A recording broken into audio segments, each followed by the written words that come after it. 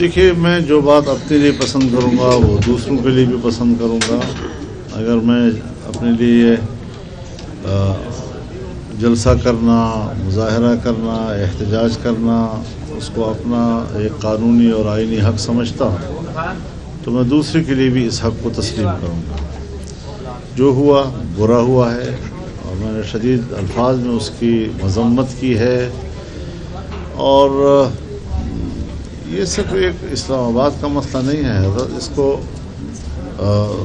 بڑی سنجیدگی کے ساتھ سوچنا ہوگا. اور میں تو حکومت کو جہاں مشورہ دوں گا کہ وہ اپنی ان پالیسیوں پر نظر ثانی کرے، وہاں اب پی ٹی آئی بذات خود ایک تنظیم ہے، اس کا اپنا ایک ڈیکورم ہے، وہ اس ڈیکورم میں اپنا فیصلہ کرتے ہیں، یہ ان کا اختیار ہے. ہمارا تو کسی دوسری پارٹی میں مداخلت کا نہ کبھی رویہ رہا ہے. لیکن یہ ضرور میں ایک کارکن کی حیثیت سے مشورہ دے سکتا ہوں کہ وہ بھی اپنے احتجاجی طرز عمل پر نظر ثانی کریں، اس میں بھی نظر ثانی کی ضرورت ہے. تو باقی جو ہوا غلط ہوا ہے، زیادتی ہوئی ہے، اور کارکن بڑا مخلص ہوتا ہے. اس کو جب قیادت جو مقصد سامنے دے دیتی ہے، نصب العین دے دیتی ہے، تو پھر آنکھیں بند کر کے وہ اس کے پیچھے چل پڑتا ہے. اس کا کوئی قصور نہیں ہے.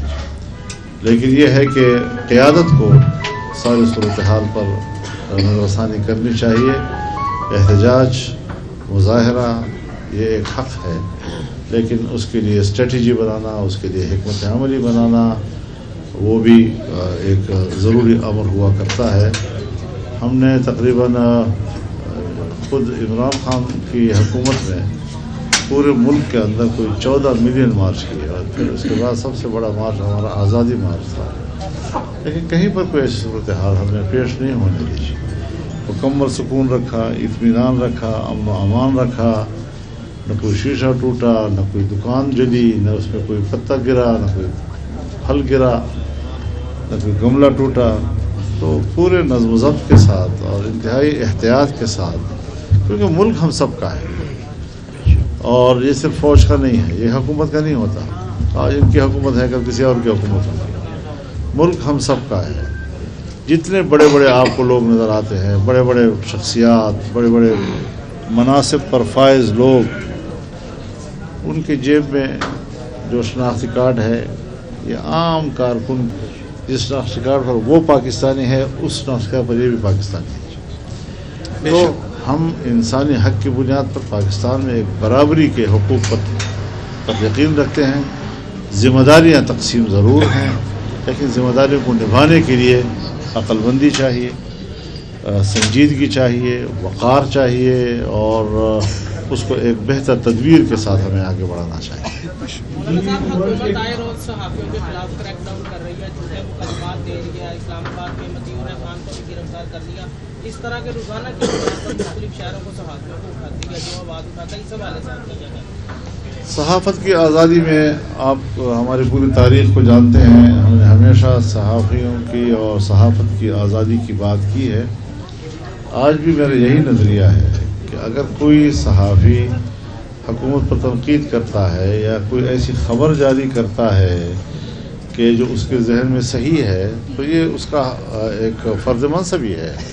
ہاں، یہ کہ اگر حقائق کے خلاف بات کرتا ہے، وہ کوئی خاص اپنی ایک ذہنیت اب اس پر اگر کوئی گورنمنٹ ایکشن لیتی ہے تو اس کا موقع محل بھی ہونا چاہیے. بعض اوقات ٹائمنگ کو بھی دیکھا جاتا ہے کہ جس ٹائمنگ پر آپ ایکشن لے رہے ہیں کیا وہ واقعی مبنی پر انصاف ہے یا نہیں، مبنی پر حقیقت ہے یا نہیں ہے. تو یہ ساری وہ چیزیں ہیں جس کو ہمیں ان کو اپنے لیول پر دیکھنا چاہیے.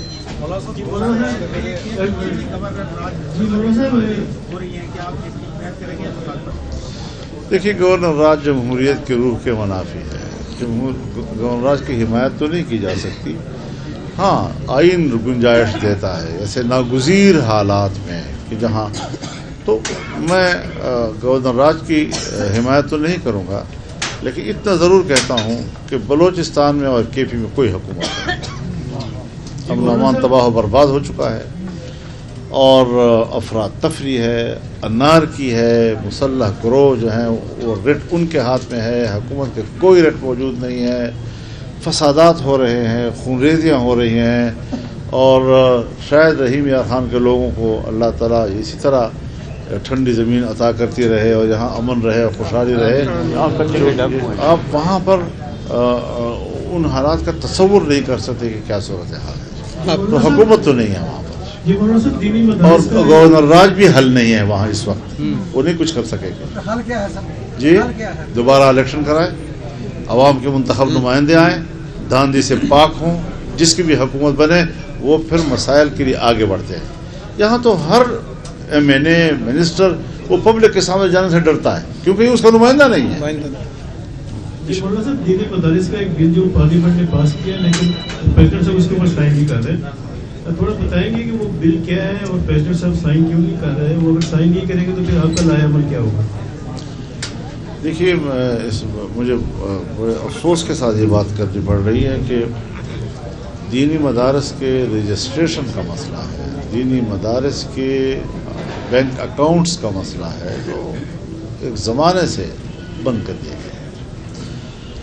اور طرفہ تماشا یہ ہے کہ بیان دے مارتے ہیں جی کہ اتنے مدارس بغیر رجسٹریشن کے چل رہے ہیں. بھائی بغیر رجسٹریشن کے چل نہیں رہے، ان کی درخواستیں آپ کے پاس موجود ہیں، آپ رجسٹریشن کرتے نہیں ہیں ان کی. آپ بیرونی اداروں کے زیر اثر ہیں جو اسلام کا کی حقیقی تصویر نہیں دیکھنا چاہتے.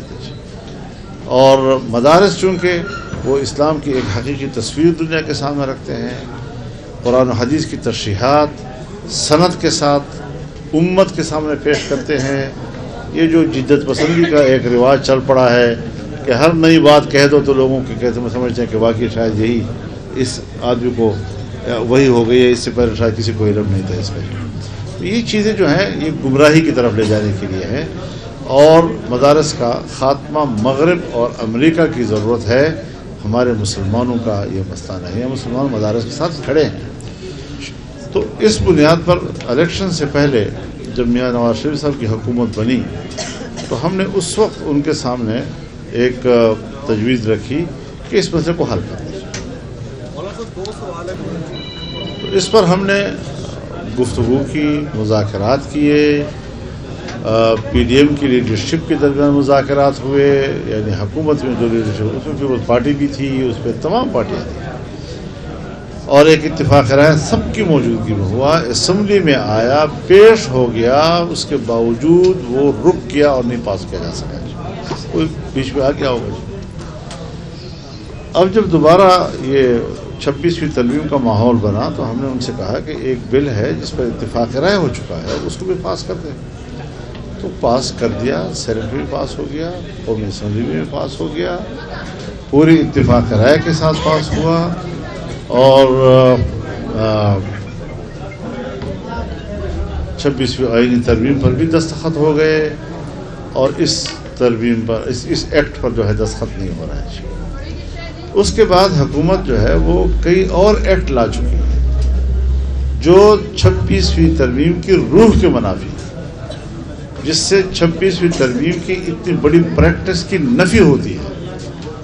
لیکن اس پر تو فوراً دستخط ہو گئے جو متنازع ہیں، جو پیپلز پارٹی کی نظر میں بھی ٹھیک نہیں ہے. اور جس بل کے اوپر 5 گھنٹے ہم نے بلاول ہاؤس کراچی میں مذاکرات کیے، اور اگلے دن ہم نے 5 گھنٹے میاں نواز شریف صاحب کے گھر لاہور میں مذاکرات کیے، اور پھر اس سے اگلے روز میں نے پی ٹی آئی کو ساری صورتحال کے بارے میں اعتماد میں لیا. اس میں یہ بل موجود تھا، اس پر اتفاق رائے ہوا. تو جس بل کے اوپر پیپلز پارٹی نے مسلسل اتفاق رائے کیا، صرف وہی رہ گیا ہے کہ جس پر صدر صاحب کہتے ہیں کہ نہیں، اس پر سوالات ہیں، اعتراضات پیدا ہو سکتے ہیں. یہ بدنیتی ہے اور ہم اس کو سنجیدہ لیں گے، اس پر کوئی مہلت ہم نہیں دے سکیں گے. ہم چونکہ حالات میں ملک متحمل نہیں ہے کہ ہم بڑے اضطراب کی طرف جائیں، لیکن اگر بات نہیں بنتی تو پھر پورے ملک کے مدارس، پورے ملک کی جمعیت علماء، پورے ملک کی تنظیمات، یہ سب اکٹھے ہو کر اپنا ایک احتجاج چاہے پوری قوت کے ساتھ ہو اسلام آباد جانے کے لیے، تو ہم نے یہ اندیا دے دیا ہے اور اس کی حکمت عملی آنے والے حالات پر دیکھتے ہیں کہ حکومت اپنا رویہ تبدیل کرتی ہے یا نہیں. تو ہم اس کے لیے بھی ہم نے ہر بات ہم تو معتدل لوگ ہیں، ہم مذاکرات پر یقین رکھتے ہیں، بات چیت پہ یقین رکھتے ہیں، دلیل پہ یقین رکھتے ہیں. جب بات چیت بھی ہو گئی، ہمارے دلائل بھی سنے گئے، ان کے دلائل بھی سنے گئے، ایک اتفاق رائے پر بھی ہم پہنچ گئے. جب ایک دفعہ معاملہ طے ہو گیا، پھر یہ بھی ہم ان کو بتا دینا چاہتے ہیں کہ جب معاملہ طے ہو جاتا ہے تو پھر ہم پیچھے ہٹنے والے لوگ نہیں ہیں.